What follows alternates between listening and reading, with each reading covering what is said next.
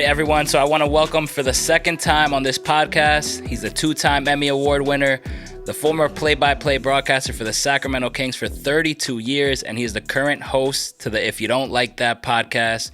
Grant Napear himself. How's it going, man? And thanks for joining me here today, brother. Nando, I'm so happy that you're doing well with your podcast, man. I listen every week. I'm seeing more and more people following you and listening to you. I mean, think about how far you've come in a couple of months, my man. I'm really happy for you. You're doing great. You're killing it. And you're going to have a lot of fans here in South Florida, man. I think they love what you're doing. No, I appreciate it, man. Coming from someone like you, someone who, I look up to you. So those words coming from you mean a lot to me. So thank you very much. And today I want to talk about a lot of different NFL headlines, being that the season is just under 2 weeks away, you should say. And a lot of different topics I want to talk about. I want to talk about some headlines. I want to talk a little bit about the Dolphins, your Giants, the rookie quarterback battles taking place. Does that sound good with you? Hey, man, let's do it. Ask me anything. I love the NFL. I'm an NFL junkie. I can't even tell you how long I've been watching the NFL because I would name some players you probably have never heard of. But I went to my first New York Giants game when I was 3 years old, and Y.A. Tittle was the quarterback. So, I've seen a lot of stuff. I used to have season tickets with my father. Well, I didn't have them, but we had season tickets for both the Giants and the Jets growing up. I was at an NFL game every single Sunday. I'd either be at Yankee Stadium. I saw some of the greats come in. I'm talking about some of the great players. I watched Jim Brown play, Roger Staubach, that whole era, Johnny Unitas. we had season tickets for the Jets, at Shea Stadium when the Jets were really good, but all the great AFL players, the Jim Otto, the Fred Biletnikovs. I can go on and on. I'm an NFL junkie, Nando. No, that's perfect for this segment. And I have to ask, you being a Giant fan and you having season tickets for the Jets as well, how the hell was that? Because I know you weren't rooting for the Jets when you were there. Jets fans hated me. They used to yell at my dad, "Why are you taking this brat to the games?" Because 1 week I'd be rooting for the Bills. 2 weeks later, I'd be rooting for the Colts. Then I'd be rooting for the Dolphins. I hated the Jets. And you know what's funny, Nando? When I was growing up, the Giants were horrible. They were pathetic. They were terrible. And the Jets were real good. They won the Super Bowl, the Joe Namath guarantee in '69 when they beat the Colts in the Super Bowl. But I used to hate the Jets. And the season ticket holders at Shea Stadium couldn't stand me because I was just this obnoxious kid that would be rooting for whoever the Jets were playing every week. That's hilarious. So let's start off with the main topic that was going on in the offseason. Obviously, there was two, one being Deshaun Watson, but we're not going to unpack that whole situation here today. It's about Aaron Rodgers. So Aaron Rodgers, obviously there was a whole bunch of things going on. It was surfacing saying, is he going to leave Green Bay? Is he better somewhere else? There was a lot of teams interested, and Aaron Rodgers decided to stay in Green Bay for another year at least.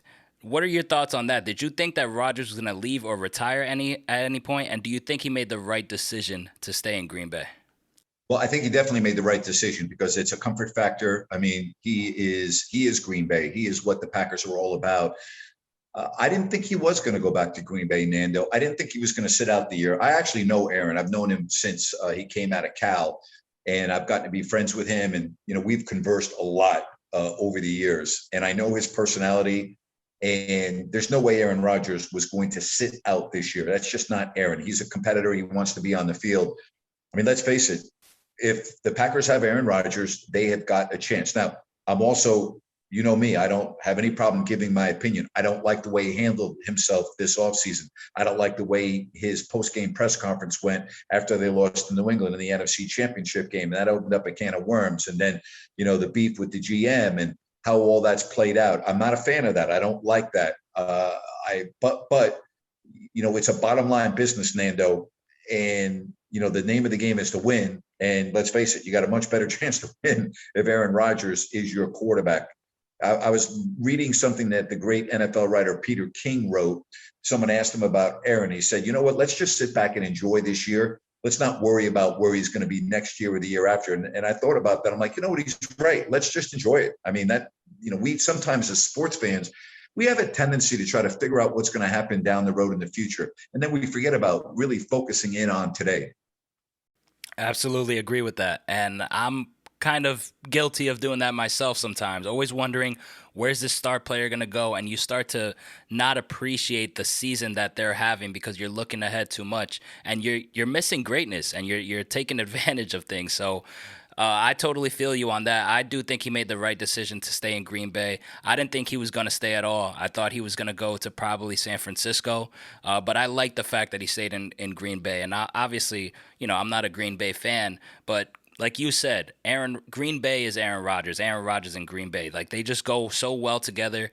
And when you have the comfort factor, you have Devontae Adams out there, you have Aaron Jones back there. You just came off an MVP year. Why not just run it back? I think his best chance to win a title, if that's what he wants, it's in Green Bay. So I'm happy to see him back there.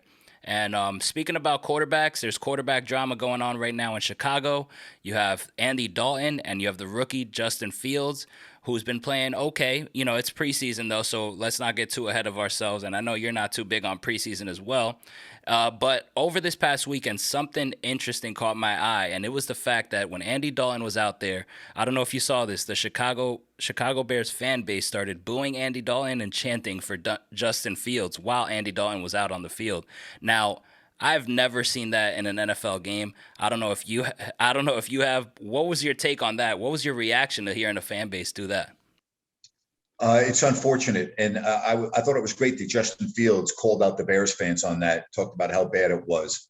The reality is, in my opinion, first of all, you can't judge quarterbacks in the preseason. I just did an hour show with Sean Salisbury talking about that, the former USC and NFL quarterback and, sportscaster now. It's very difficult to really gauge how a quarterback is going to do in the regular season based on what they've done in the preseason. Is Andy Dalton the best thing since sliced bread? No, but he's got a lot of experience. He has won a lot of games. And I personally think for right now, I think Matt Nagy is making the right choice. I think that Andy Dalton should start at the quarterback position. You and I also know this, okay? If Andy Dalton goes out and wins the first week and plays well, the Bears fans will start chanting his name, okay? They'll be going, Andy, Andy. So that's sports. I thought it was unfortunate, but I also would say this. I bet you most of the fans that were at that game aren't the fans that go to the regular season. Most regular season ticket holders, they don't go to the games. They give them away. Those aren't the real fans of the Chicago Bears. I really believe that. No, yeah, I did find it. I was surprised, first of all, hearing that from a fan base. And, I feel bad for Andy Dalton because he's a veteran in this league. He's been through a lot of ups and downs and a whole lot of downs. And I felt bad. But I think that Andy Dalton starting at least for a couple weeks. And if something happens, I feel like a rookie has to do his dues. And that's part of it is being behind a veteran, learning from a veteran. That's just the classic way to do things. So I'm with you and I'm siding with you on that. And that probably gives me a little bit of my answer for the next question I have for you. That's another quarterback controversy. That's going with Trey Lance and Jimmy Garoppolo. Now, this is a little bit of a different situation because Jimmy G is a quarterback that just took the 49ers to the Super Bowl not too long ago.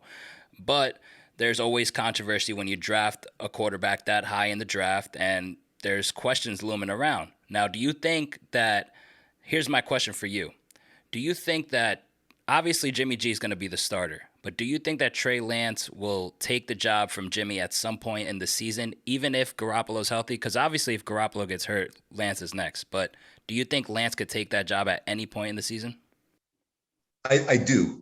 And by the way, I think Jimmy Garoppolo should start. I think he gives the 49ers the best chance to win. I think Trey Lance still has a ways to go. His arm is unbelievable. His athleticism is really good. But Garoppolo right now is a better quarterback today. Well, you said a real key there, Nando. You said if he remains healthy. I just don't see Jimmy staying healthy just based on his history. So I think that Lance will be on the field. First of all, Kyle Shanahan, the 49ers coach, has already made it clear that he's going to be on the field regardless of whether Garoppolo is hurt or not. I think they'll figure out a way to, utilize him. You said it. They gave up a ton to get him. He is going to be the future, but he's not the present just yet. And I look at Patrick Mahomes, and I hate to compare anybody to Mahomes, but, he didn't play until the last game of the regular season, his rookie year, when the game was meaningless. I think he will play, Nando, but I still think he has got a ways to go. I watched both preseason games. I'm not talking about passing. I'm talking about pocket awareness. And again, he hasn't gone against, real NFL defenses. And here's another thing that people forget. He played at North Dakota State, but he only played one game last year because of the pandemic. This guy hasn't played football in nearly 2 years. You have to give him time to get reps. That's why he played so much on Sunday night against the Chargers. But you know what's interesting about that game?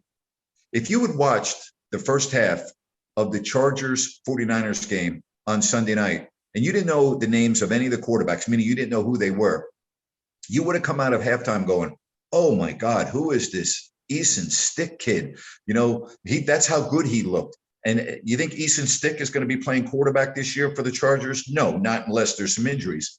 So I think we have to temper our excitement based on what we see in the preseason. But yes, they took him third. They gave up a ton to get him. The 49ers did. He will be on the field at some point this year, but I don't think it's going to be for a while. Nice. I definitely wanted to hear your perspective. You knowing a lot about the 49ers, way more than I do for sure. So I wanted to hear your take on that. And one more quarterback that I want to talk about. Actually, two more here. There's a situation going on in New England with Cam Newton, and there's reports that he's going to miss five days of practice. So that means Mac Jones is getting a lot of the first team reps, well, all of the first team reps this entire week with the joint practices against your New York Giants.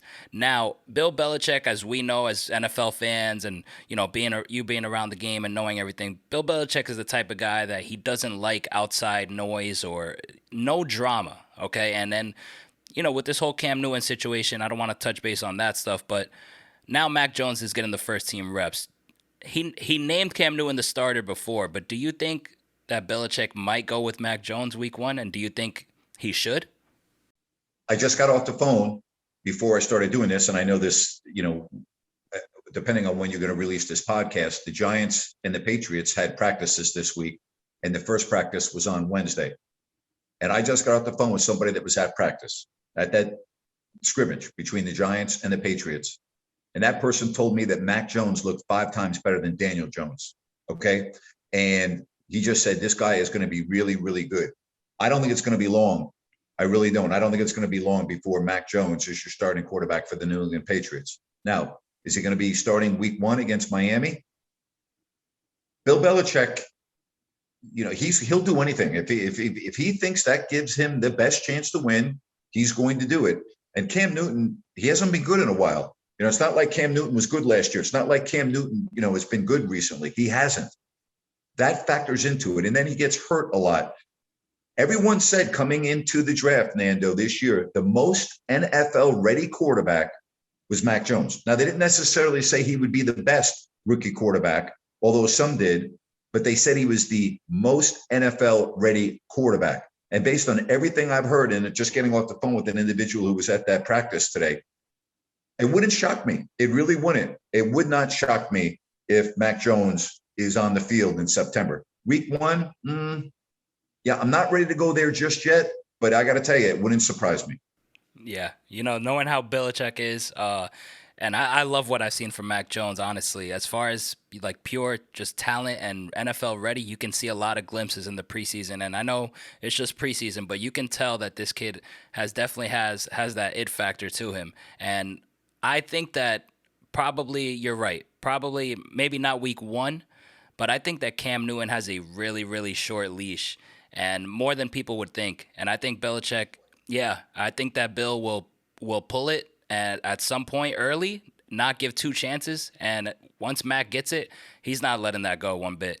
And that leads us to another quarterback. This is the last rookie quarterback that I want to touch on here. With the number 2 pick in the draft, the Jets selected Zach Wilson. Okay, so what do you think about Zach Wilson? And if you were at the number 2 pick, would you have taken Wilson over the guys that were there, which was Fields, Lance, and Mac Jones?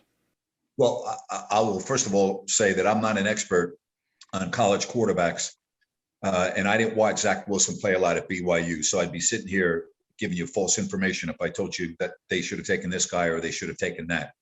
I've heard tremendous things from people that I really respect in the business from Zach Wilson, and the Jets need him so badly. Now, the Jets have already had some horrendous injuries on defense. Their big defensive free agent out for the year.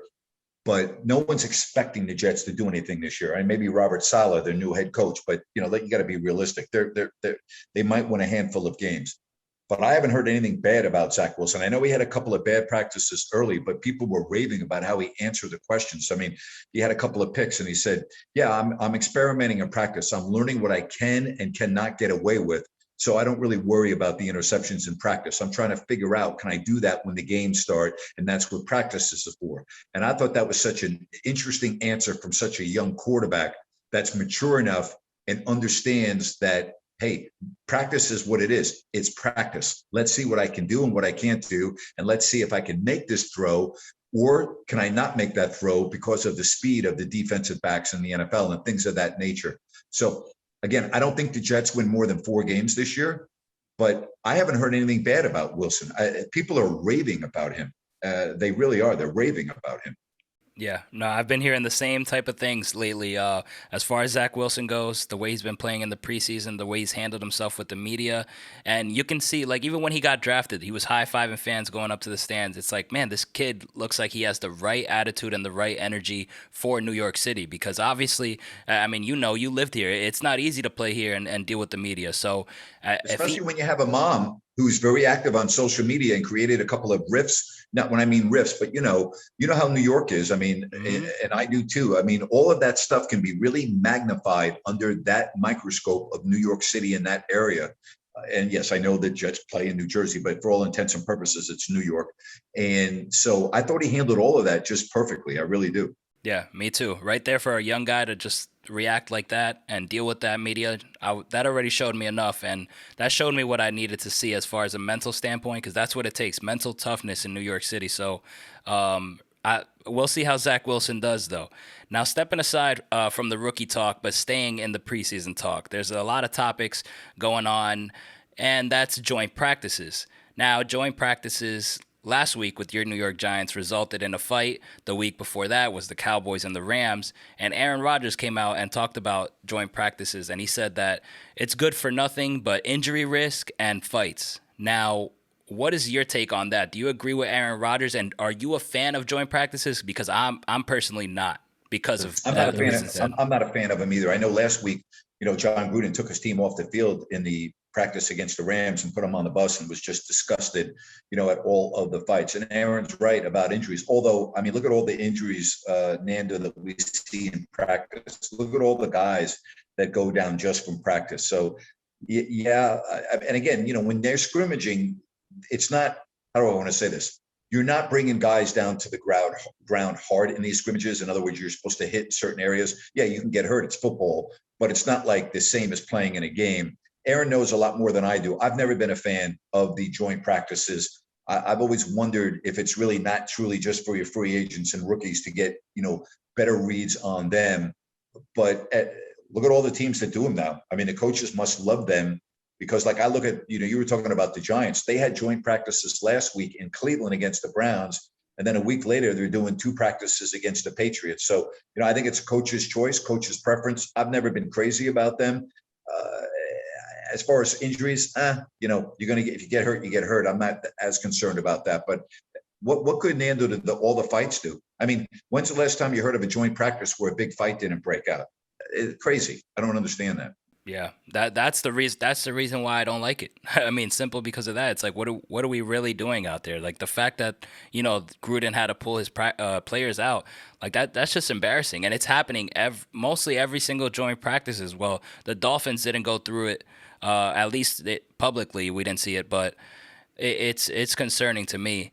But talking about your Giants, obviously that's your football team. You're a diehard Giants fan, and you guys have addressed some issues over the offseason and free agency with the drafting Kadarius Toney in the first round, wide receiver, getting Kenny Halladay, another wide receiver as well. So getting weapons for Daniel Jones, and now Joe Judge. It's his year 2. His defense is on another level right now. They show some great strides in the season, which is what you want to see on a rookie coach. Start establishing a culture and changing the direction of your franchise in the right way. How do you feel about your New York Football Giants, and do you think that you guys can come out on top in the division? Not unless those players that the Giants drafted can play offensive line. No, I don't. I don't see this team winning more than 7 games. I think Dave Gettleman will be fired before the year is over. The Giants' offensive line is terrible. And if they have even one injury, they will have big time problems. They have not addressed the offensive line. Yes, I know they drafted the tackle out of Alabama last year in Thomas, and after a slow start, he came on. This is a big year for him. But the Giants' offensive line is not good. I see that as a real problem. And again, I'll be surprised if the Giants win more than 7 games. Barkley, don't know if he's going week 1 or not, but if not, he'll go week 2. But, I don't care how good you are. Look at Ezekiel Elliott for Dallas last year with their beat up offensive line. He was non-productive last year. Why? Because of the line. So I don't care who you have in the backfield. If your offensive line can't open up holes, in the NFL, you're not going to run. And Daniel Jones, he needs time to throw the ball like any other quarterback. I'm not very optimistic about the Giants this year. I'm really not. I think that year after year after year, I think the front office has done, and even when Eli Manning's last couple of years, I don't understand why so many general managers fail to put a really good offensive line out there. If I were running a football team, it would be my number one priority. You look at the teams that have very good offensive lines, they most always are good teams. I don't understand this. I think the Giants' offensive line is subpar at best. Yeah, and I was going to talk about the offensive line, and you kind of answered my next question on that.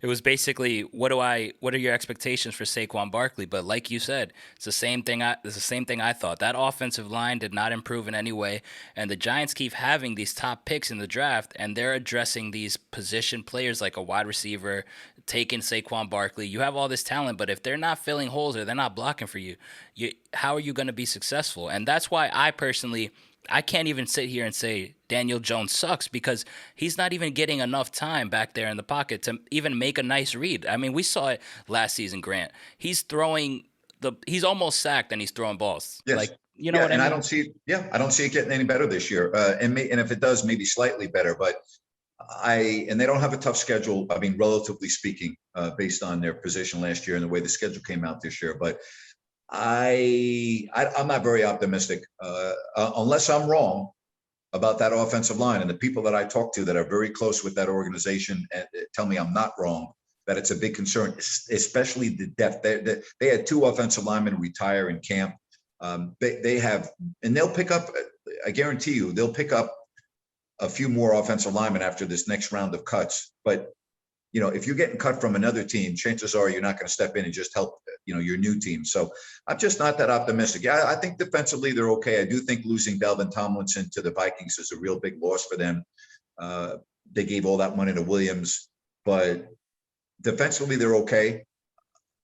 But I just don't see how they're going to run the ball. And if you can't run the ball, and everyone knows you're going to pass, what does that mean? It means your play action is ineffective, because people are, even with Barkley, play action is ineffective if you're not able to run the ball. I just see some issues offensively. I hope I'm wrong. I really do. But teams that don't have good offensive lines normally aren't very good.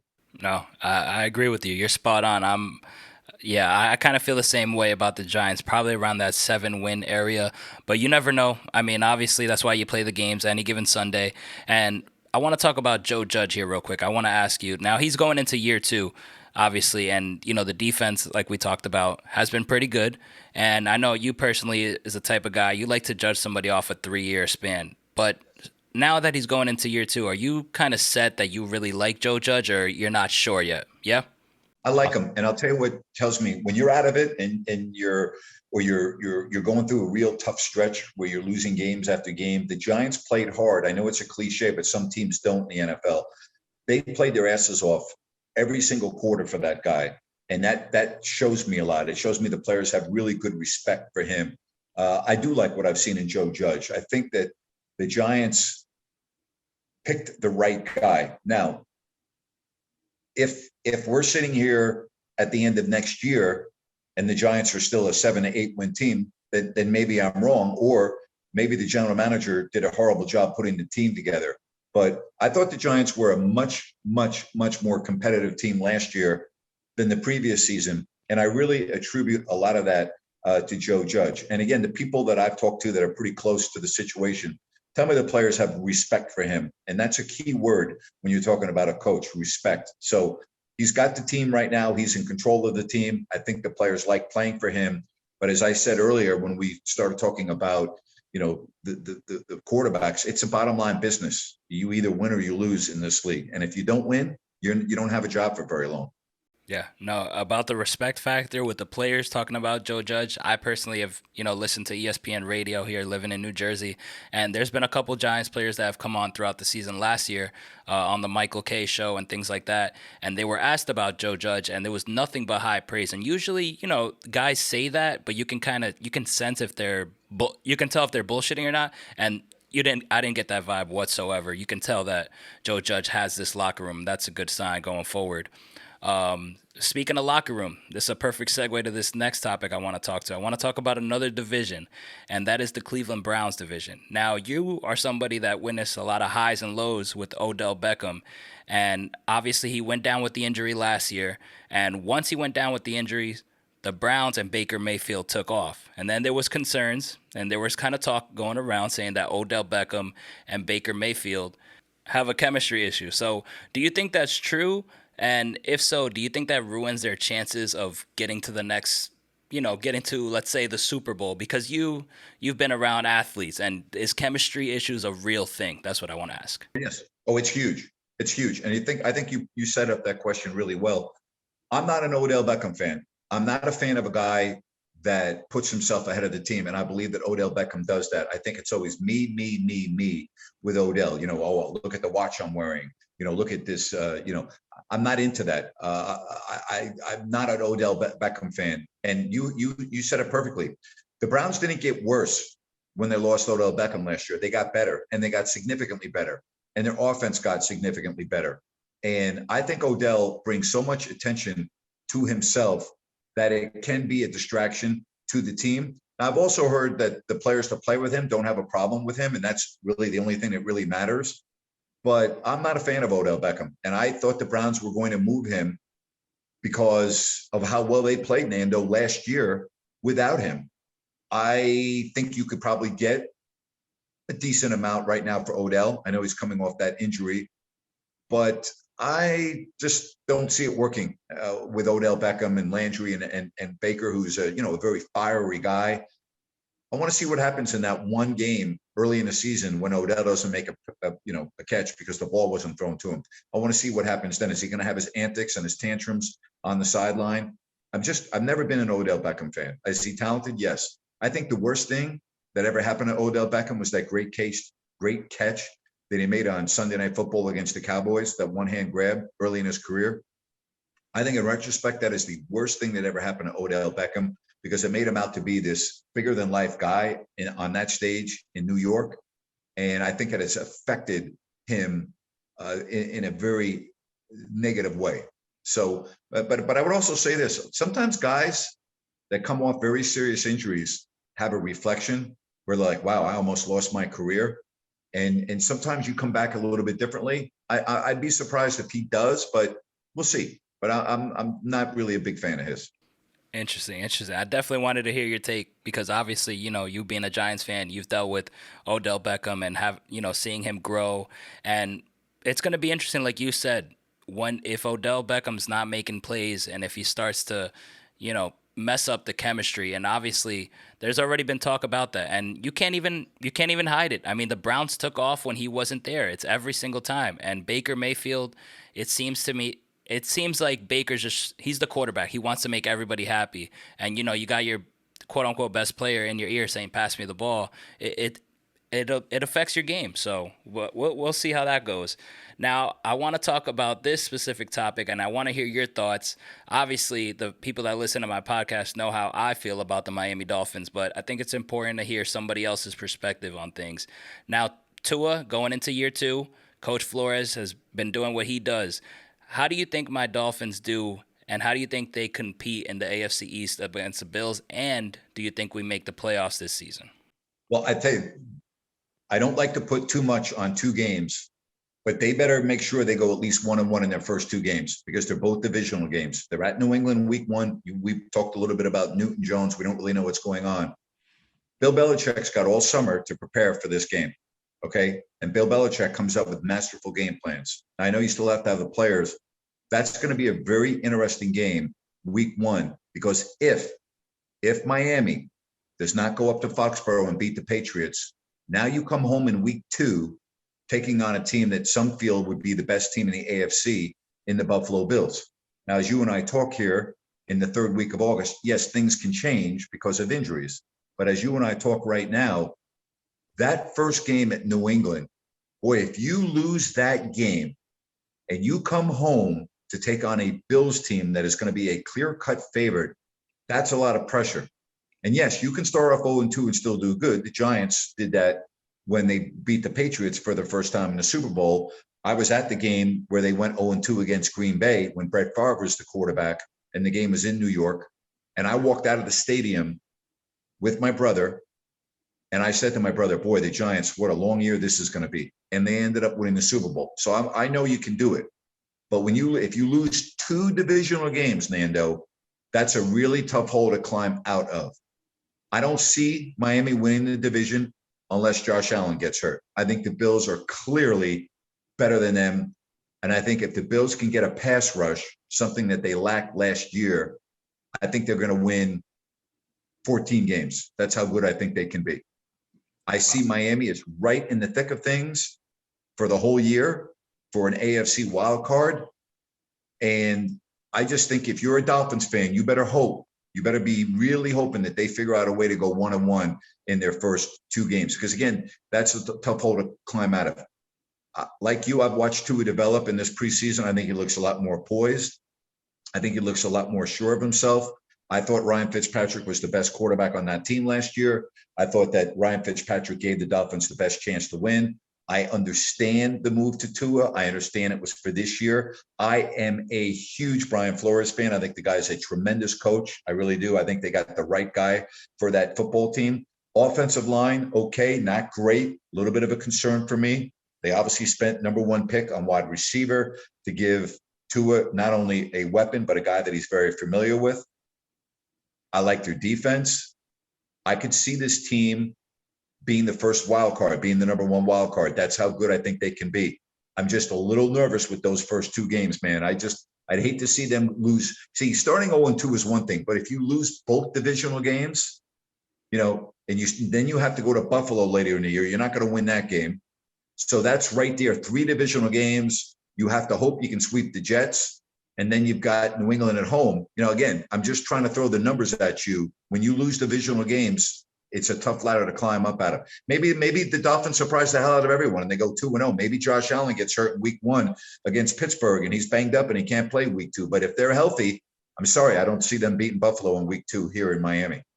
Okay, I respect that. I really like your perspective on things, making me, kind of look a different way. Because, as a diehard fan, you're a bit biased sometimes, but hearing that from your perspective is true. 2 division games right off the bat. Obviously, those are two big opponents there. I personally think we go 1-1. I think we beat New England and then lose to Buffalo. Like you said, Buffalo is tough, man, and you can't forget about that. They're unbelievable. They're unbelievable. Like you said, barring injury, if they're healthy, they're just way better than us right now. And I have to admit that until the Dolphins beat that team and beat them convincingly, and Flores shows me that he can beat the Bills, I can't say my Dolphins are better. Not just yet. Obviously, in a season, things can happen. Let's say something happens and they shock everyone, like you said.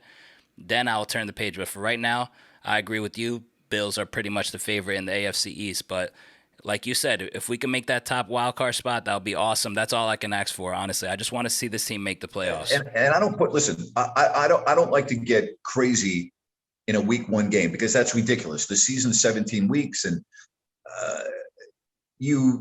we're 18 weeks now with 17 games, but I don't want to go overboard on an opening game. I mean, because here's the reality. Half the teams in the NFL are going to start off 0-1, barring a tie, okay? So 16 teams are going to start off 0-1. It's not the end of the world. I'm just looking at their schedule, and I just think that is a hole you do not want to climb out of in the middle of September, 0-2 and 2 divisional games. So I'm looking at that New England game. Yeah, you could beat Buffalo in Miami. Of course you could. But your best chance is that first game at New England. And I think there's a lot more uncertainty with the New England Patriots right now than New England. Nobody's really picking New England to get to the playoffs. A lot of people are picking Miami to get to the playoffs. So that's a game they can win. You're right. They need to go up there and win that game in Foxborough. No question about it. Yeah, and I'm actually grateful that we're opening up against them. Usually I wouldn't say things like that, but because what you said, the uncertainty that's going on with Cam Newton and Mac Jones, this is a perfect opportunity to, hey, just book the Patriots right there for week 1. I'm down. And last question here before we wrap up. I want to know from you. I want to know your 6 Super Bowl contenders. I know, you don't like to do this, but 6 Super Bowl contenders, no order whatsoever. If everyone is healthy, you got the teams ranked right now, you had to pick 6. Give me your 6, and then I'll give mine. Okay. Well, right off the top of my head, I'm going to go Kansas City. I will go Buffalo. I will go Green Bay. I will go Tampa. So there you go with 4. This is going to flip you out and is going to freak you out. I'm going to go my wild card of all the teams in the NFL this year are the Chargers. Okay. Wow. That's how much I love Justin Herbert. I don't see any team from the NFC East.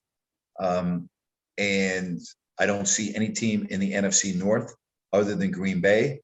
I don't see any team in the NFC South other than Tampa. I really don't. I don't see any team in the AFC, like I'm looking at the Colts. I don't see them. I'm looking at the Texans. Obviously not them. Jaguars. Obviously not them. I'll throw in Tennessee because I love the way they're coached. I love the way they grind it out every week. Is that 6 or is that 5? That's 6. You got 6 right there. Tennessee. In the AFC, and again, my wild card in each conference. And when I mean wild card, I mean the teams that no one's picking to win the Super Bowl would be Tennessee or being in the Super Bowl and the Chargers. Well, I guess they're both in the AFC. Those are 2. So you got those 2, Buffalo, Kansas City, Green Bay, and Tampa. Oh, I like those choices. You threw me for a curveball there. I was not expecting you to say Chargers and Tennessee, but I like your reasoning behind them. And that was what I wanted to get out of. I wanted to hear something like that. So thank you for that. My 6. A lot of people let me ask you, you're going to give me your 6, but I'm going to throw one right at you. Are you picking Cleveland? They're on my list. Yeah. Okay, no problem. Go ahead. And I'm going to tell you why, which you probably can assume. But so Kansas City is 1, Tampa Bay is 2, 3. I have the Rams. And the reason why I have the Rams is because I love their defense. Sean McVay, they reloaded. They got Stafford. They got a quarterback there. And I think McVay has a lot of things in store. He kind of punted on the preseason, but I think he has a lot in store. Green Bay, obviously Rodgers coming back. I think they got a good chance. And then I picked Cleveland. And the reason why I picked Cleveland is because what we talked about earlier. When we talk about offensive line, they got that. They got a damn great offensive line. That's a great job, Nando. You're right. And I can't sleep on that because especially when you have running backs like Chubb and Hunt who can both be dynamic players, having Baker Mayfield with time back there in the pocket, hey, if Odell gets his head out of his ass and just you know what I mean? Like if Odell, they could be dynamic. They could be great. They pick up Clowney and he's up and down, but with Myles Garrett, if they could really do some. You're right. Maybe I overlooked Cleveland. I'm just Cleveland made great strides last year. That was a huge step what they did in the wild card game to Pittsburgh.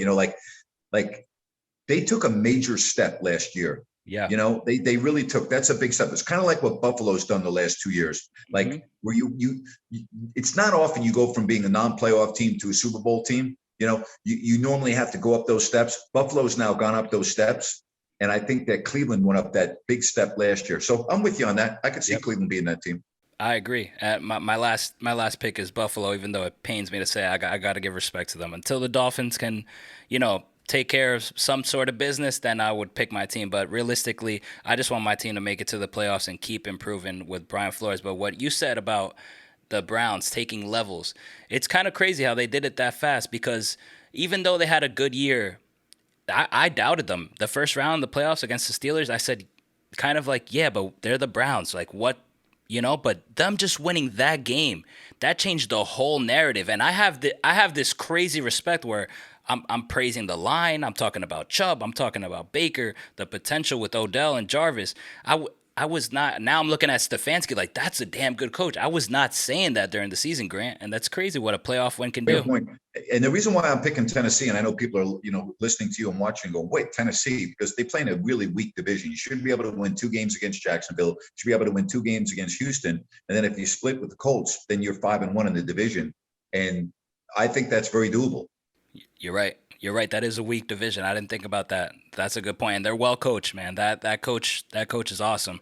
And Derrick Henry, I mean, Henry runs the hell out of the ball. We saw what your former quarterback did last year. I like their defense. And again, I always look at teams that can get off to really good head starts because they were in a weak division. I mean, New England used to do that for year out. I mean, the Jets, the Dolphins, and the Bills were terrible. They'd go 6-0 in the division or 5-1. If you can go 5-1 in your division, you got a really good chance of at least hosting a playoff game. I mean, because if you go 5, if you think that it takes 10 games, let's say, to make the playoffs, right? And you go 5-1, well, you can do the math. You have a really good chance of being that team. So that's why I like Tennessee's position, because they're in a weak division. Yeah, that's a solid point, and I slept on that, but that's a very solid point.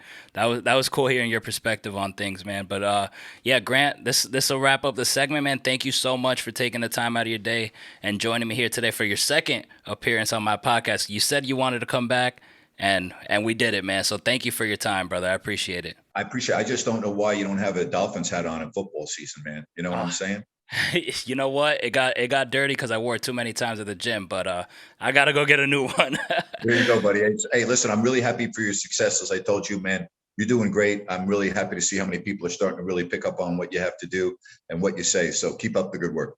Thank you, Grant. I appreciate it, man. And guys, listening to this podcast, Grant Napear has this podcast. If you don't like that with Grant Napear, find it on all podcast platforms. Check it out. He does an amazing job. Just give it one listen, and I promise you won't regret it. Grant, thanks again, buddy. Hey, Nando, thank you, man. My pleasure. You got it.